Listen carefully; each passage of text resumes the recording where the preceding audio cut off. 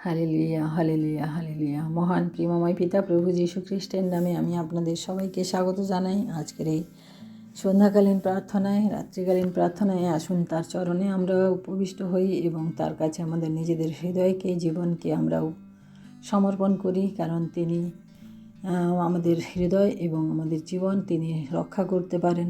তার জন্য তার কাছে আমরা ধন্যবাদিত হই। আজকে সারাটা দিন তিনি আমাদিগকে সুরক্ষা করেছেন, আশীর্বাদ করেছেন এবং এই সময় তিনি নিরূপিত করেছেন আমাদের জীবনের জন্য। তাই আমরা আজকে প্রার্থনায় বসতে পেরেছি। তাই আসুন আমাদের মহান প্রেমময় পিতাকে আমরা ধন্যবাদ দিই।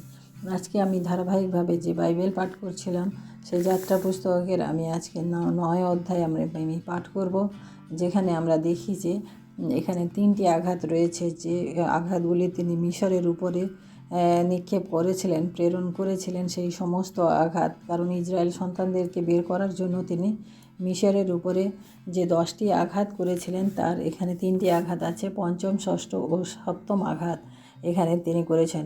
আমরা দেখি যে এই পুরো অধ্যায়টা অনেকটা বড় আছে, আমি পাঠ করব না, আমি 3টি আঘাতই বলবো। এখানে 3টি আঘাতের মধ্যে পঞ্চম আঘাত যেটি রয়েছে সেটি হচ্ছে যে মোশিকে তিনি বললেন যে যাও, ফরৌনের নিকটে যাও এবং গিয়ে বলো ইব্রিয় সন্তানদেরকে ছেড়ে দিতে। তারা আমার প্রশংসা করণার্থে তারা প্রান্তরে যাবে এবং তারা আমার আরাধনা প্রশংসা করবে, তুমি তাদেরকে বলো ছেড়ে দিতে। যেভাবে মোশিকে প্রতিনিয়ত তিনি বলতেন সেভাবে তিনি বললেন, কিন্তু মোশি গেলেন, কিন্তু ফরৌনের হৃদয় কঠিন হলো, তিনি ছাড়লেন না। সেই জন্য ঈশ্বর বলেছিলেন যে যদি না ছাড়ে তাহলে তুমি ভারী মহামারী আনিবে, অর্থাৎ ক্ষেত্রস্থ পশুধনের উপরে, অশ্বদের উপরে, গর্ধবদের উপরে এবং গোপালের উপরে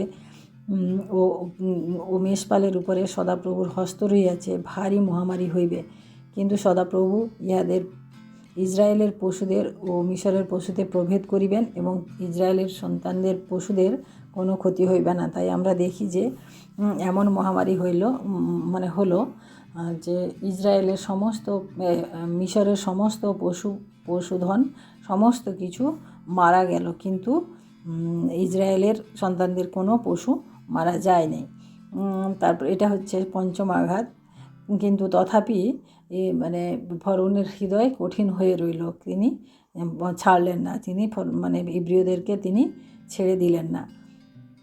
আমরা ষষ্ঠ আঘাত দেখি যে এবার পুনরায় মোশি এসে যখন বললেন যে না, ছাড়লো না, তখন তিনি আবার মোশিকে বললেন তুমি যাও, এবার তুমি গিয়ে বলো যে ছেড়ে দিতে, না হলে কিন্তু আরও অনেক বেশি খারাপ কিছু ঘটবে। তখন মোশি গিয়ে বললেন, কিন্তু তিনি ফরৌন সেই একইভাবে তার হৃদয় কঠিন থাকলো, কিন্তু মোশিকে তিনি বললেন, ঈশ্বর বললেন যে তুমি ও হারুন দুজনে যাও এবং সেই ভাটির ভস্য মুষ্টি করিয়া নাও এবং ফরৌনের সম্মুখে তুমি সেটা আকাশের দিকে ছড়াইয়া দাও, আকাশের দিকে ছুঁড়ে দাও। তখন যখন এটা করলেন মোশি এবং হারুন, এটা যখন করলেন তখন সেই ভস্যগুলো স্ফোটকের আকার ধারণ করলো এবং প্রত্যেকের শরীরে প্রত্যেক মানুষের শরীরে, পশু পাখি প্রত্যেকের শরীরে এমন স্ফোটক তৈরি হলো যে সেই অনেক স্ফোটকে অনেকে মারা গেল এবং অনেকে অনেক যন্ত্রণায় অনেক কাতর হলো। কিন্তু ফরৌনের হৃদয় তাও কঠিন থেকে গেল, কিন্তু তিনি এদেরকে ছাড়লেন না, ইসরায়েল জাতিদেরকে ছাড়লেন না। তখন আমরা দেখি যে ঈশ্বর আবারও সেই মোশিকে আবারও বললেন যে এবারে তুমি গিয়ে বলো যে আমি কালকে এই মিশরের উপরে আমি শিলাবৃষ্টি বর্ষণ করাবো। আমরা দেখি যে এমন শিলাবৃষ্টি শুরু হলো যাতে সমস্ত পশু পাখি গাছপালা সমস্ত কিছু বিনষ্ট হয়ে গেল, অনেক মানুষও সেখানে ক্ষতিগ্রস্ত হলো। শিলাবৃষ্টিতে প্রচুর ক্ষেত্রের সমস্ত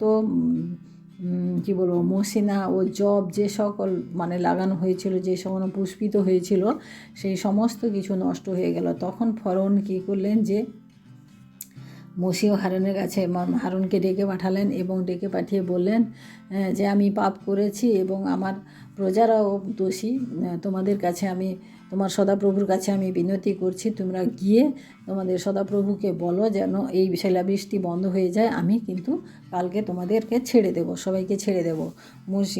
ফরন এইভাবে বললেন। তখন মোশি বললেন, ঠিক আছে, আমি কালকে গিয়ে সদাপ্রভুর সাথে আমি মিশরের বাইরে গিয়ে আমি কথা বলবো।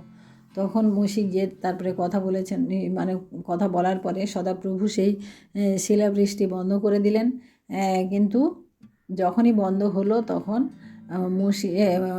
ফরৌন আনন্দিত হলেন এবং তার হৃদয় আস্তে আস্তে আবার কঠিন হয়ে পড়ে, মানে তার হৃদয় আবার ভারী হয়ে গেল যেভাবে তিনি মোশিকে বলেছিলেন যে ও মানে ফরৌন একবার ভাববে ছেড়ে দেবে, কিন্তু তার পরবর্তীতে তার হৃদয়কে কঠিন করবেন ঈশ্বর। যেভাবে তিনি বলেছিলেন সেইভাবে মানে তার হৃদয় পুনরায় কঠিন হয়ে গেল।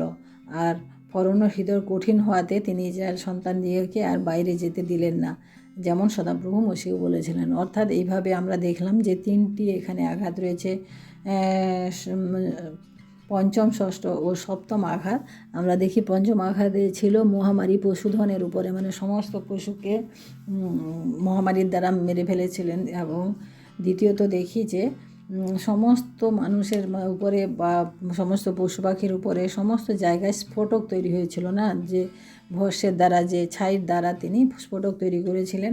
আর তৃতীয়ত দেখি যে শিলাবৃষ্টির দ্বারা তিনি সমস্ত জিনিস কিছু বিনষ্ট করেছিলেন। এবং এমন শিলাবৃষ্টি হয়েছিল যে তিনি কী বলে ফরৌন অতিষ্ঠ হয়ে স্বীকার করেছিল যে আমি পাপ করিয়াছি।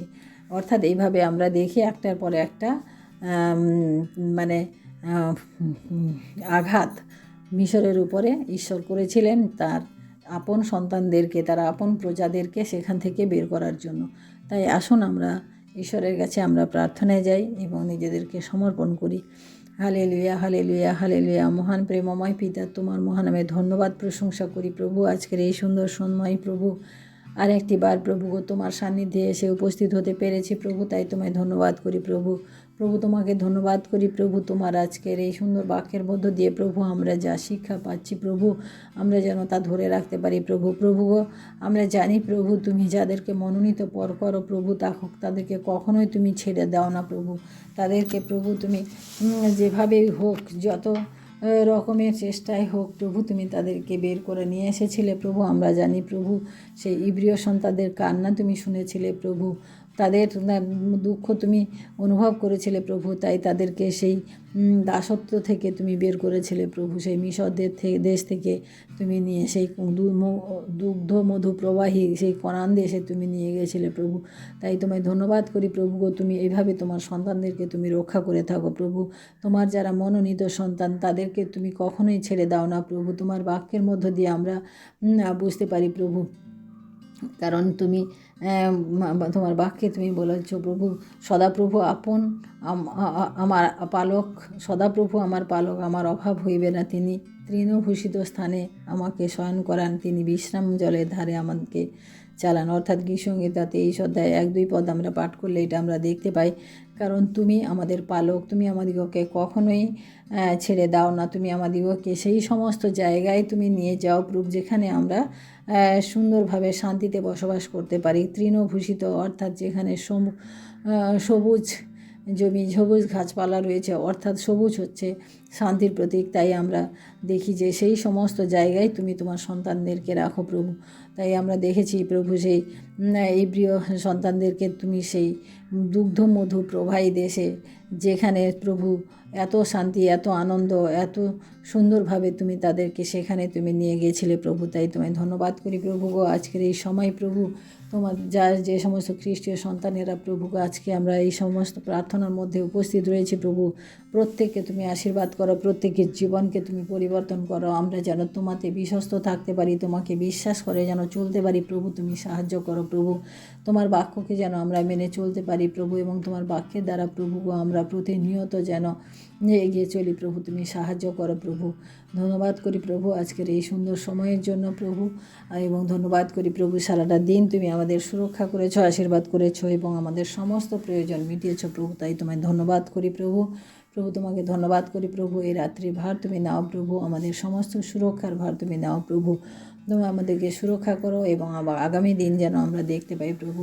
প্রভু তোমার কাছে বিনতি প্রার্থনা জানাই প্রভু, তুমি আমার জীবন দ্বারা কোনো অপরাধ নিও না প্রভু। আমার জীবনে কোনো ভুল ত্রুটি হয়ে থাকলে প্রভু তুমি তা ক্ষমা করো প্রভু। এবং প্রভু তোমার সমস্ত সন্তানদের জন্য আমি প্রার্থনা করি প্রভু, তাদের জীবনেও প্রভু কোনো অপরাধ হয়ে থাকলে, কোনো ভুল ত্রুটি হয়ে থাকলে প্রভু আজকে আর একটিবার ক্ষমা করে দাও প্রভু। কারণ তোমার যে আঘাত, তোমার যে শাপ, সে তা ভয়ঙ্কর আমরা জানি প্রভু। আমাদের জীবনে প্রভু অনেক অপরাধ হয়ে থাকে প্রভু। ফরৌন যেভাবে একের পর এক অপরাধ করে গেল প্রভু, আমরা দেখেছি প্রভু, সেভাবে তুমি তাকে শিক্ষা দিয়েছো প্রভু। আমরা প্রভু জানি প্রভু, সেই শিক্ষা থেকে আমরাও যেন জ্ঞান লাভ করতে পারি প্রভু, আমরা যেন অপরাধ না করি প্রভু। তাই তোমার কাছে ধন্যবাদ জ্ঞাপন করি প্রভু আজকের এই সময় প্রভু। আরেকটিবার তুমি আমাদের সমস্ত অপরাধ তুমি ক্ষমা করো প্রভু, এবং আমাদিগকে প্রভু গো তোমার সন্তান হওয়ার যে অধিকার দিয়েছো প্রভু, তা তুমি ধরে রাখতে তুমি সাহায্য করো, আশীর্বাদ করো প্রভু। রাত্রিভার তোমার হাতে রাখি প্রভু, তোমার সুরক্ষা আমাদের জীবনে তুমি প্রদান করো প্রভু। তোমার পবিত্র আত্মা দ্বারা তুমি আমাদিগকে চালিত করো। সমস্ত মহিমা গৌরব প্রশংসা তোমাকে দিয়ে এই বিনতি প্রার্থনা চাই আমাদের মুক্তিদাতা ত্রাণকর্তা প্রভু যীশু খ্রিস্ট তোমারই নামে, আমেন। সবাইকে জয় যীশু। সবাই ভালো থাকবেন, সুস্থ থাকবেন, সবাই আমার সাথে থাকুন এবং এই আমার চ্যানেলটিকে লাইক করুন, শেয়ার করুন এবং সাবস্ক্রাইব করুন। জয় যীশু।